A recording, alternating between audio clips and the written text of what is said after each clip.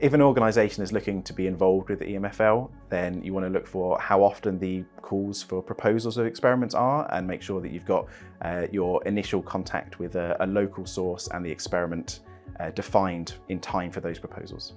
To use these sorts of facilities, we normally talk to the academics who use them day in, day out to make sure that the ideas that we have translate to a sensible experiment and that we could get what we want from it. It's very collaborative.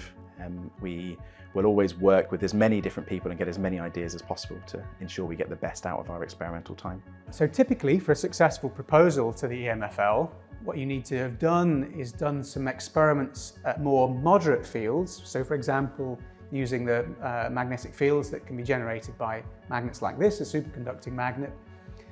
If you don't have access, a user doesn't have access to fields that can be generated by one of these superconducting magnets, then they can apply to do experiments through what we call the dual access procedure, the dual access scheme. To find the appropriate facility, one first needs to look at what magnetic field strength is required for a particular experiment. If the static fields are sufficient, then this is probably the place to go to, because one can make more higher resolution experiments there and measure for longer and has a little bit easier to set up experiments. But if the high fields required exceed the limit of the static fields, then certainly one needs to go to the pulse magnetic field labs.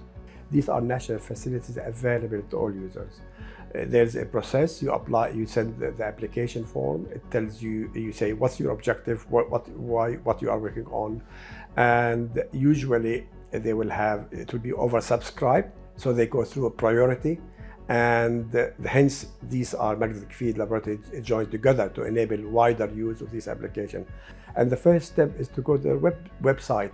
The website identify the experimental setup, identify the requirements, identify what is needed to get access, and the timeline. So you need to apply in advance. So if you want to do an experiment, you should plan in advance 6 months at least. Now there are people working, the user support scientists in these facilities who will help you.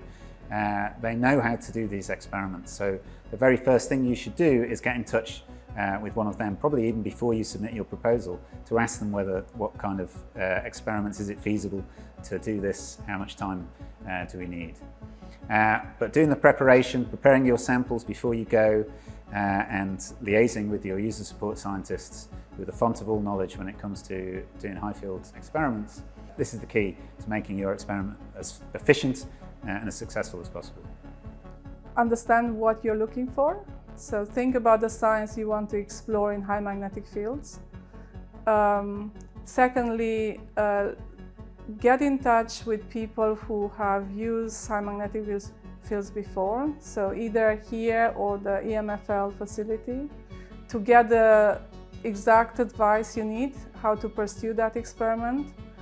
And then you want to be trained to use the particular technique or to use high magnetic fields. So, because next time when you will do these experiments, you'll become more and more independent.